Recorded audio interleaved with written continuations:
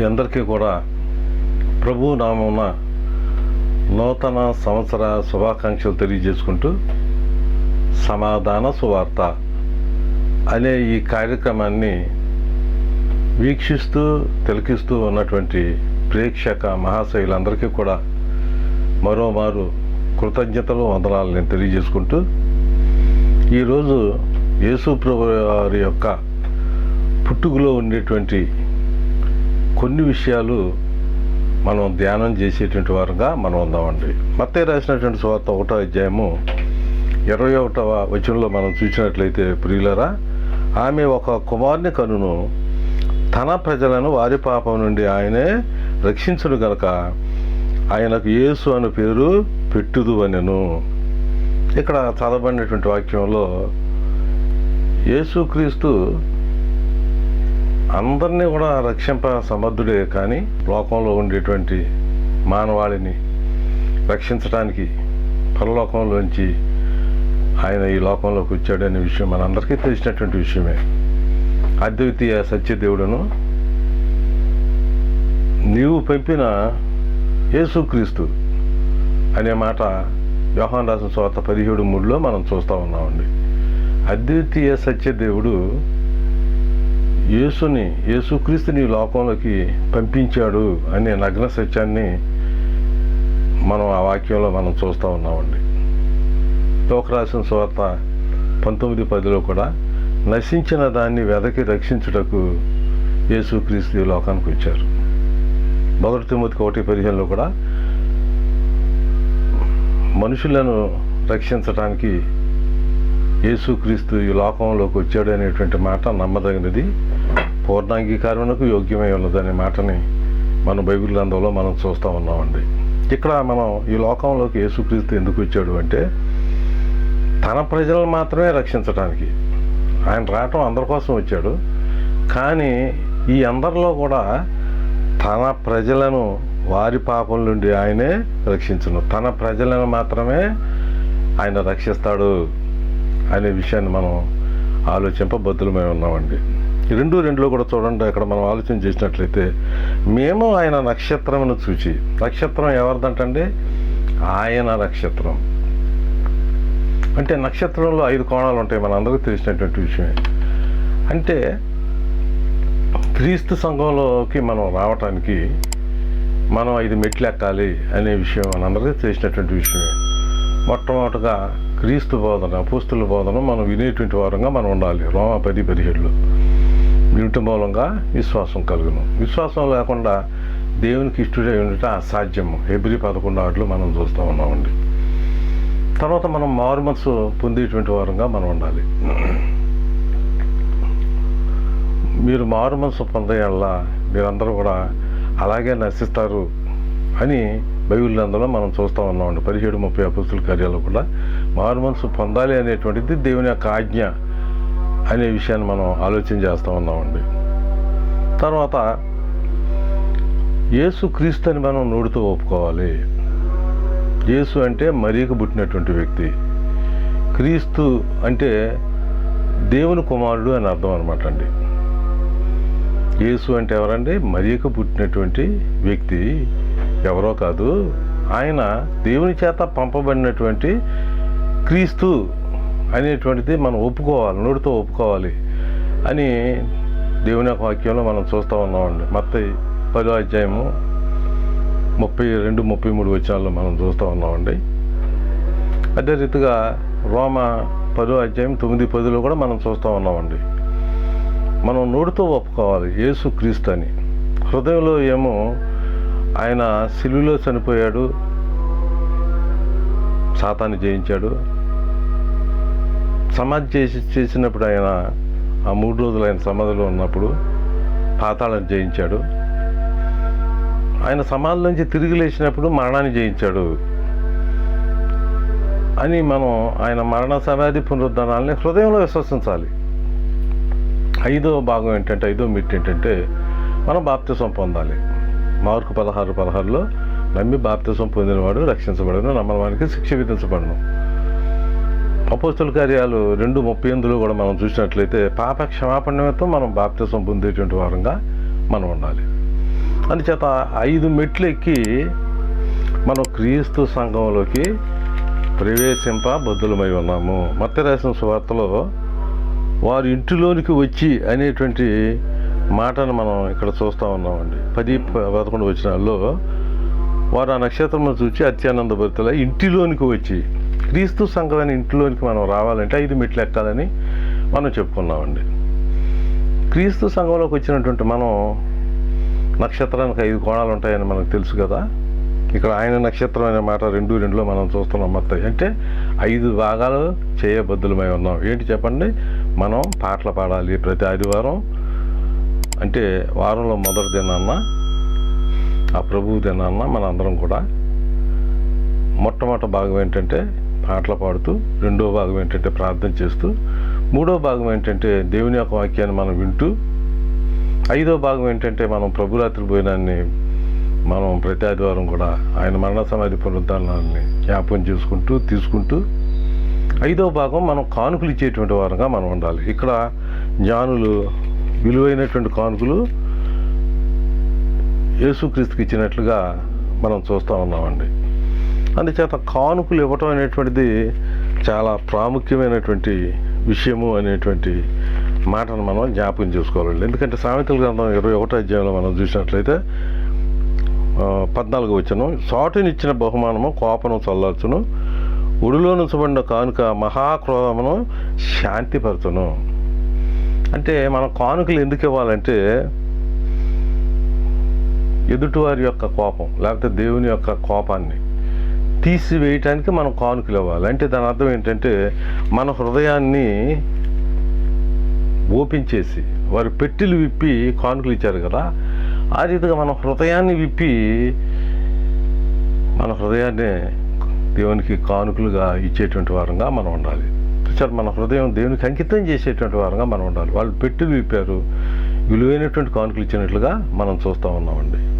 మనం ఈ రోజున ఆయన కోపం తీసేయటానికి మనం ఏం చేయాలంటే మన హృదయంలో ఉండేటువంటి పాపాలు బాప్తిసం ద్వారా మనం కడిగేసుకొని మనం ఏం చేయాలంటే దేవుని మీద మనకు ఉన్నటువంటి ఉగ్రతని, దేవుడు మన మీద ఉన్నటువంటి కోపాన్ని తీసివేయటానికి గాను మనం ఏం చేయాలంటే మొట్టమొదటగా దేవుని యొక్క వాక్యాన్ని విని విశ్వసించి, తర్వాత మనం మారు మనసు పొంది మనం బాప్తిసం పొంది మన పాపాలు కడుక్కొని, ఎప్పుడైతే దేవుని కోపాన్ని తీసేసుకున్నామో మనం ఇంటిలోనికి వచ్చి, అంటే క్రీస్తు సంఘంలోకి వచ్చేటువంటి వారంగా మనం ఉంటాం. క్రీస్తు సంఘంలోకి వచ్చినటువంటి మనం ఆరాధనలో ప్రతి ఆదివారం ప్రభు దినాన్న, వారంలో మొదటి దినాన్న మనం 5 భాగాలు చేసేటువంటి వారంగా ఉండాలి అని మనం చెప్పుకున్నామండి.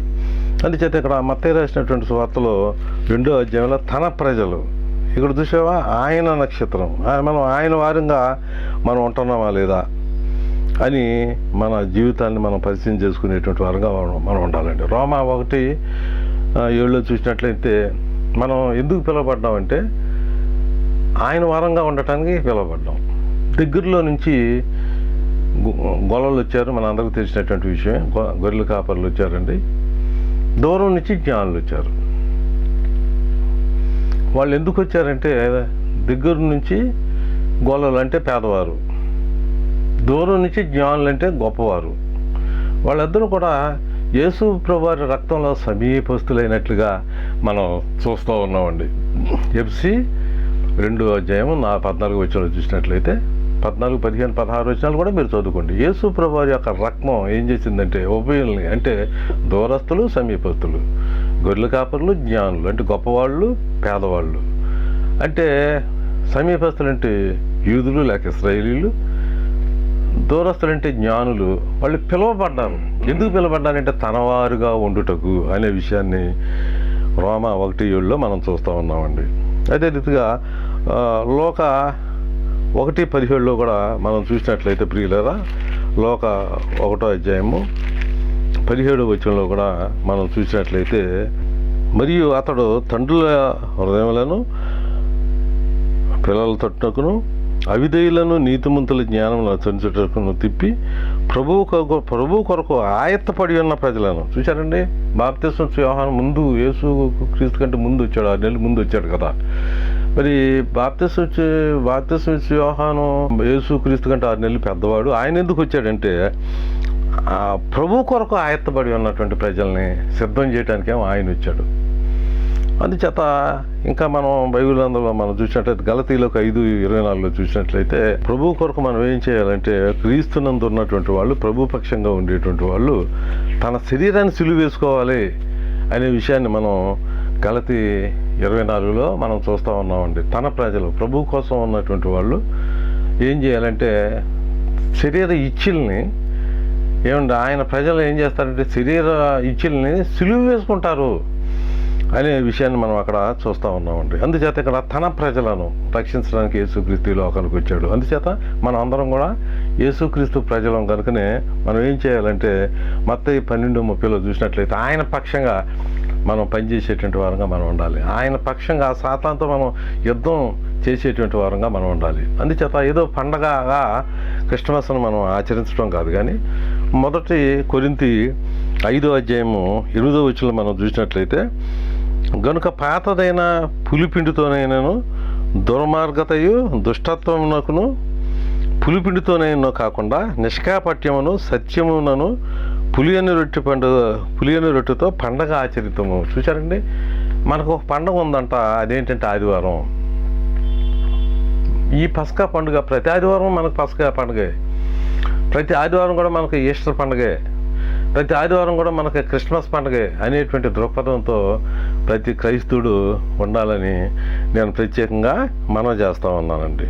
5వ వచనంలో మనం చూసినట్లయితే ఇశ్రాయేలును నా ప్రజలను పాలించు అధిపతి నీలో నుండి వచ్చింది. చూసారా, నా ప్రజలను పరిపాలించు అధిపతి అంటే ఆయన ఏలుబడిలో ఉండేటువంటి ప్రజలంగా ఆయన చెప్పితే చేయాలి, ఆయన చెప్పందే మనం చేయకుండా ఉండాలి అనేటువంటి ఆయన ఏలుబడిలో ఆయన పరిపాలన కింద ఉండటానికి మాత్రమే అటువంటి లోబడేటువంటి ప్రజల కోసమే యేసుక్రీస్తు ఈ లోకానికి వచ్చినట్లుగా మనం ఆలోచింప బద్దలమై ఉన్నామండి. అందుచేత యేసుక్రీస్తు ఈ లోకానికి వచ్చినప్పుడు జరిగిన విశేషం ఏమిటి అంటే మనందరికీ తెలిసినటువంటి విషయమే. 10:11 మనం చూసినట్లయితే వారు ఆ నక్షత్రమును చూచి అత్యానందభరితులై ఇంటిలోనికి వచ్చి, చూశారంటే క్రీస్తు సంఘంలోనికి వచ్చి తల్లి అయిన మరియను ఆ శిశువును చూసి సాగిలపడి ఆయనకు పూజించి తమ పెట్లు విప్పి బంగారమును సాంబ్రాణిని బోళమును కానుకలుగా ఆయనకు సమర్పించిరి. ప్రియులరా, ఇక్కడ కానుకలు జ్ఞానులు ఆ శిశువు అయినటువంటి యేసుక్రీస్తుకి ఇచ్చినట్లుగా మనం చూస్తూ ఉన్నామండి. ఇక్కడ ఎంతమంది జ్ఞానులు వచ్చారంటే కొంతమంది 3 అంటారండి, తప్పు. కానుకలు 3 కానీ జ్ఞానులు ఎంతమంది వచ్చారు అనేటువంటిది బైబిల్ అందరం చెప్పడం లేదండి.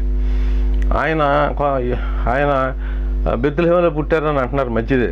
అసలు యాక్చువల్గా మనం ఆలోచన చేస్తే యేసు ప్రభువారు ఎక్కడ పుట్టాడు అనేటువంటి విషయం ఖచ్చితంగా దేవుని యొక్క వాక్యం చెప్పడం లేదండి. లోకరాసిన సువార్త 2వ అధ్యాయంలో మనం చూసినట్లయితే యేసు క్రీస్తు ఆయన ఎక్కడ పుట్టాడు అనేటువంటి విషయం స్పష్టంగా చెప్పడం లేదండి. 2వ అధ్యాయంలో 7వ వచనంలో తన తొలిచూలు కుమారుని కని ఆయన పుట్టినప్పుడు ఎక్కడ పుట్టాడో స్థలం లేదు, పొత్తిగొడ్లతో చుట్టి స్థలంలో వారికి స్థలం లేనందున ఆయనను పశువుల తొట్టులో అప్పుడు పరుండబెట్టినట్లుగా మనం చూస్తూ ఉన్నామండి. తొలిచూలి కుమారుని కానీ ఎక్కడ కన్నదో మరియమ్మ గారు మనకు తెలియదు. తర్వాత సత్రంలో స్థలం ఎతికారు, వారికి స్థలం లేనందున అంటే యేసుప్రభు వారికి మన హృదయంలో కూడా స్థలం లేదు ఈ రోజున. ఆ రోజున ఆయనకి సత్రంలో స్థలం లేనందున ఆయనను పశువుల తొట్టులో పరుండబెట్టాను. చూసారైనా పుట్టినప్పుడు స్థలం లేనటువంటి వాడుగా మనం చూస్తూ ఉన్నామండి. ఎట్టకేలకు స్థల మార్పిడి జరిగిన తర్వాత ఇక్కడ చూశారు, ఇక్కడ యేసు ప్రభువారు 10:11 మత్తయి 2వ అధ్యాయంలో మనం చూసినట్లయితే విలువైనటువంటి కానుకలు జ్ఞానులు యేసు ప్రభువారికి సమర్పించి సాగిలపడి ఆయనను పూజించారంట. ఇక్కడ మనం ఆలోచించేది ఏంటంటే జ్ఞానులు ఎవరు వీళ్ళు? తూర్పు దేశపు జ్ఞానులు. తూర్పు దేశపు జ్ఞానులు అంటే మన అందరికీ తెలిసినటువంటి విషయం. ఈ రోజున మనం కనపడేటువంటి కరెంటుని కానీ ఆ ఇటుకలను కానీ కనిపెట్టింది వాళ్ళేనండి. ఎన్నో మరి అంతరిక్షంలో ఎన్నో విషయాలు కనిపెట్టినటువంటి యొక్క జ్ఞానులు పొరపాటు పని చేస్తున్నారండి. మత్తయి రాసినటువంటి సువార్త 15వ అధ్యాయంలో 7వ వచనం అండి. మీరు మీ పారంపర్యాచారం నిమిత్తము దేవుని యొక్క వాక్యమును నిరర్ధకం చేస్తున్నారు. దేశదారులారా, ఈ ప్రజలు తమ పెదవులతో నన్ను కనపరచుదురు కానీ వారి హృదయములు నాకు దూరముగా ఉన్నది. మనుషులు కల్పించిన పద్ధతులు దైవోపదేశాలను బోధించుచు వారు నన్ను వ్యర్థముగా ఆరాధించున్నారు. చూసారు, ఇక్కడ వ్యర్థ ఆరాధన అనేటువంటిది మనం చూస్తూ ఉన్నాం. జ్ఞానులు తెలివైనటువంటి వాళ్ళే చూసారు, ఇంచుమించుగా కొన్ని వందల మైళ్ళు నడిచారండి. నడిచి యేసుక్రీస్తుని, ఆ శిష్యుగా ఉండేటువంటి యేసుప్రభుని చూడాలనేటువంటి తపంతో వచ్చారు. మంచిదే, కాదంటం లేదు. అయితే ఆ ఆసక్తి బాగుందండి. ఇంచుమించులుగా ఒక సంవత్సరం నడిచి ఉండొచ్చు అండి వాళ్ళు. 2 సంవత్సరాలు కూడా నడిచి ఉండొచ్చు బైబిల్లో దాన్ని మనం పరిశీలన చేస్తే. ఇంచుమించుగా 800 మైళ్ళు కూడా నడిచి ఉండొచ్చు అండి. ఇప్పుడు ఇలా ఆసక్తి ఉంది, నో ప్రాబ్లం అండి. రోమ 10వ అధ్యాయము 2వ వచనంలో చూసినట్లయితే ఆసక్తి ఉందండి, నో ప్రాబ్లం. కానీ జ్ఞానానుసారమైన ఆసక్తి లేదు. ఈ రోజుల్లో చాలామందికి బైబిల్ పుచ్చుకుంటున్నాం, బాగానే ఉంది, ఆసక్తి ఉంది. కానీ ఆసక్తి జ్ఞానానుసారమైనది కాదు.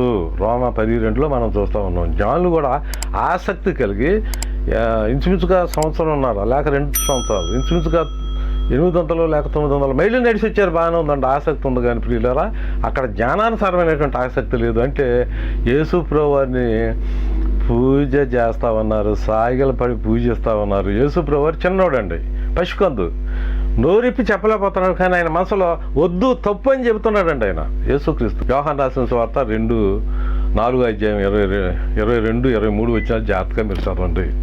యోహాను రాసినటువంటి సువార్త 4వ అధ్యాయం 22వ వచనం చూస్తే యేసుక్రీస్తు ఏం చెప్తున్నాడంటే, నేను కూడా దేవుణ్ణి ఆరాధన చేస్తున్నాను అని చెప్పినట్లుగా మనం చూస్తూ ఉన్నామండి. యోహాను రాసిన సువార్త 4వ అధ్యాయము 22వ వచనం అండి. మీరు మీకు తెలియని దానిని ఆరాధించువారు, మేము మాకు తెలిసిన దాన్ని ఆరాధించువారము, రక్షణ యూదులలో నుండియే కలుగుతున్నది. ఇక్కడ మేము అంటున్నాడండి. మేమంటే శిష్యులు ప్లస్ యేసుక్రీస్తు. మేమంటే మేమలో యేసు ప్రభువారు ఉన్నాడు. పెద్ద అయ్యాక చెబుతున్నాడండి, చిన్నప్పుడు చెప్పలేకపోయాడు జ్ఞానులతో. నన్ను ఆరాధించొద్దు, తండ్రి అయిన దేవుడు నాకంటే ఎక్కువ కనుక మనం ఆయన్ని ఆరాధించాలని.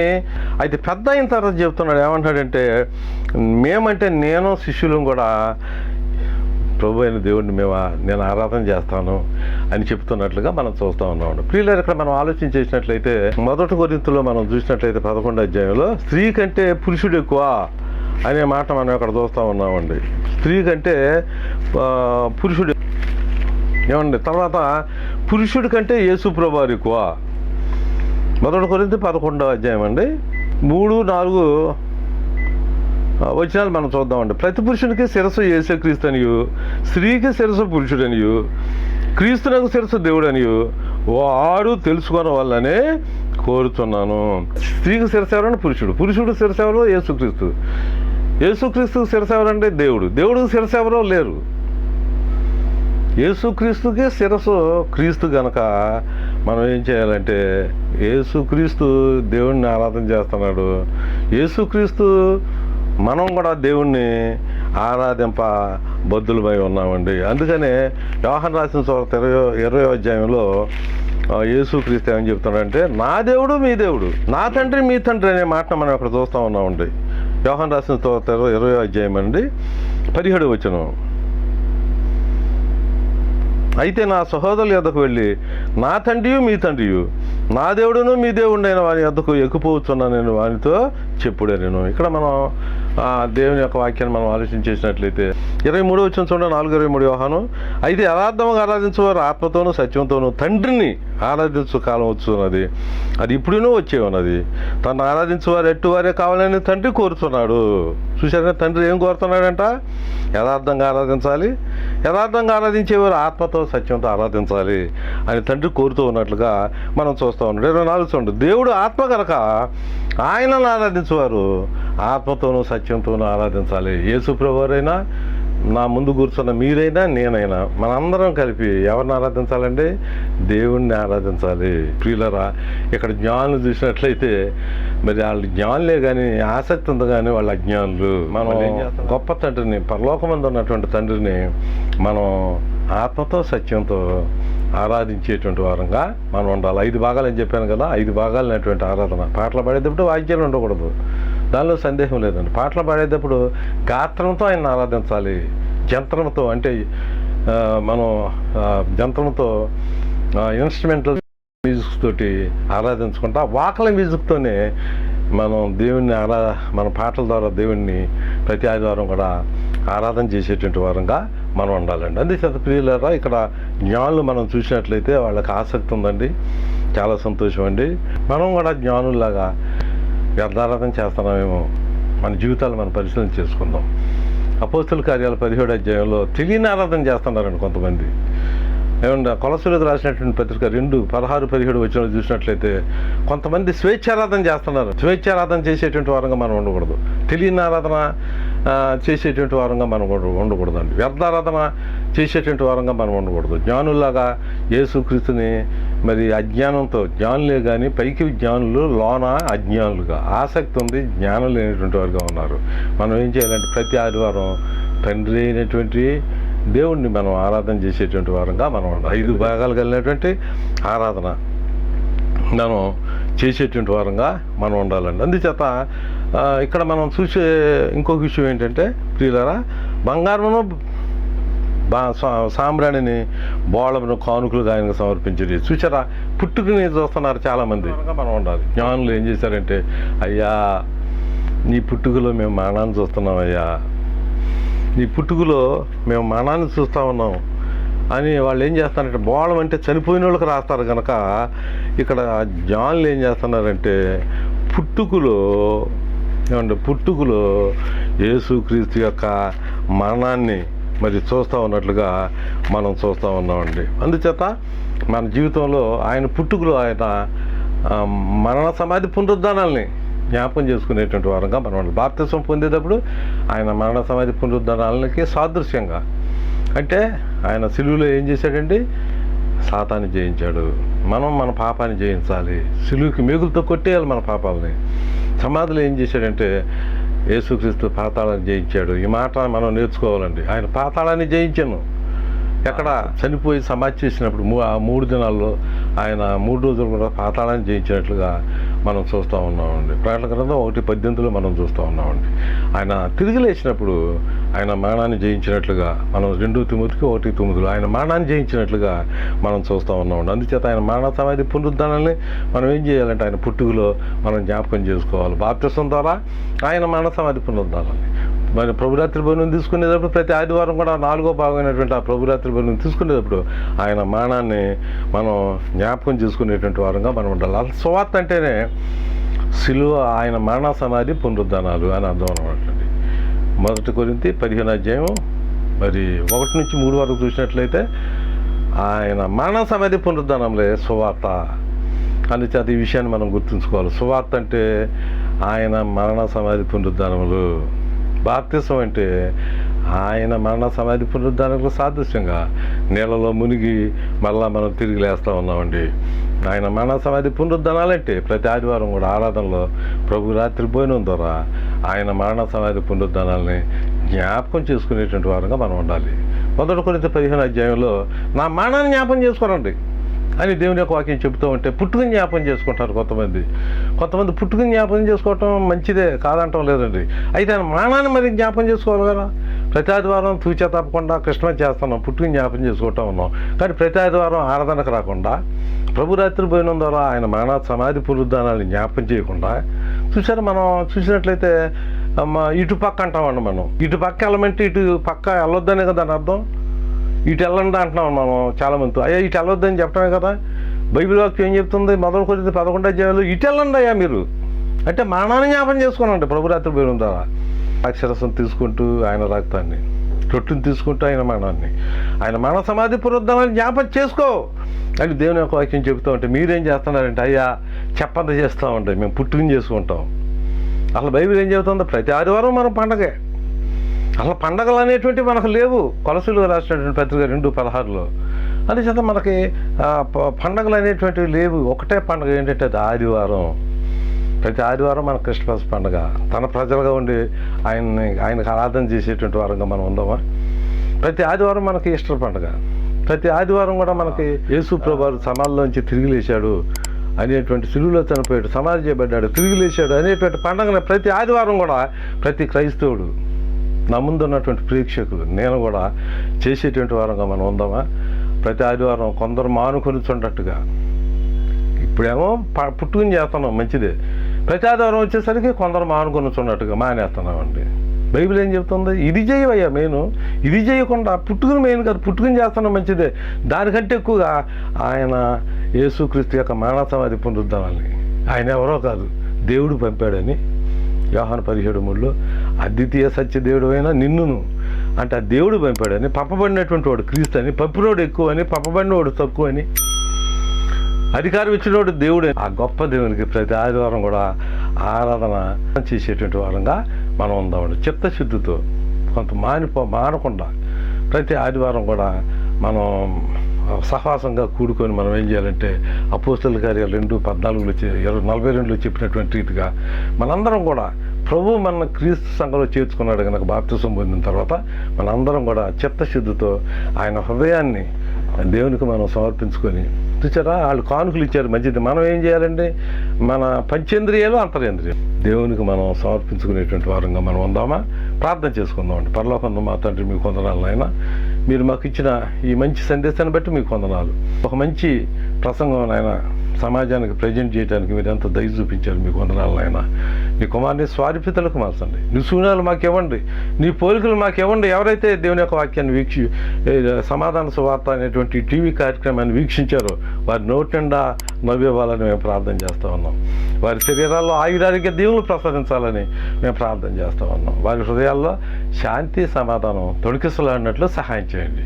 వారి జేబుల్లో సకల ఐశ్వర్యాలు ఉంచాలని మేము ప్రత్యేకంగా ప్రార్థన చేస్తూ యేసుక్రీస్తు నామమున బ్రతిమలాడి వేడుకొంచున్నాం మా ప్రియ పరలోకపు తండ్రి, ఆమేన్. వందనాలమ్మ. మీ అందరికీ కూడా ప్రభు నామమున నూతన సంవత్సర శుభాకాంక్షలు తెలియజేసుకుంటూ తీరమునా నాపజయ భారమునా నలిగిన నా హృదయమును నడిపించుములోతునకు,